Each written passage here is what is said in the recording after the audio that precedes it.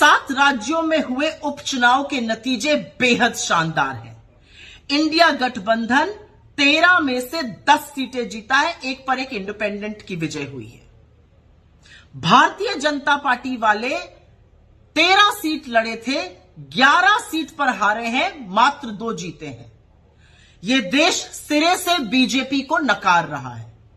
यह देश नरेंद्र मोदी को 1 महीने के अंदर ही एक और बड़ा संदेश दे रहा है और फिर से कह रहा है कि हमें नफरत की, हिंसा की, वैमनस्य की, उल जलूल की बातों की राजनीति नहीं चाहिए।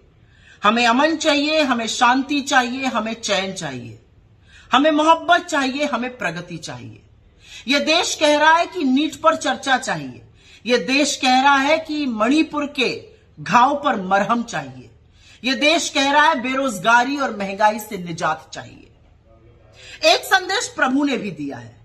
पहले अयोध्या हारी बीजेपी और अब बद्रीनाथ धाम हार गई। यही नहीं, बीजेपी अयोध्या, ये सब राम जी से संबंधित जगह हैं। अयोध्या, सीतापुर, बस्ती, प्रयागराज, चित्रकूट, कोप्पल, नासिक, रामटेक, रामेश्वरम सब हारते हुए अब बद्रीनाथ भी हार गई। उत्तराखंड में हम 2 सीट जीते, मंगलौर और बद्रीनाथ धाम की। कहने वाले बीजेपी के कह रहे हैं मंगलौर में मुस्लिम ज्यादा है, बद्रीनाथ में तो 98% हिंदू है। क्या कहिएगा, वहां क्यों हार गए? और मंगलौर में जो प्रशासन के साथ मिलकर गंद करी थी चुनाव के दौरान, जो रक्त रंजन किया था, जो मुस्लिम मतदाताओं को जबरन वोट ना देने दिया था, उसका परिणाम सामने है। बीजेपी सिरे से हार गई है। हिमाचल प्रदेश में भी लोगों की हिमाचलियत को ललकार दिया था, जनादेश का असम्मान किया था, सरकार को गिराने का कुत्सित प्रयास किया था। जिन 3 सीटों पर निर्दलियों का इस्तीफा दिलाकर चुनाव कराया गया, उनमें से 2 कांग्रेस ने जीत ली। तो हिमाचल ने भी खड़े होकर कहा कि हमारे जनादेश, हमारे मताधिकार के साथ असम्मान मत कीजिए, हमारी हिमाचलियत को मत ललकारिए।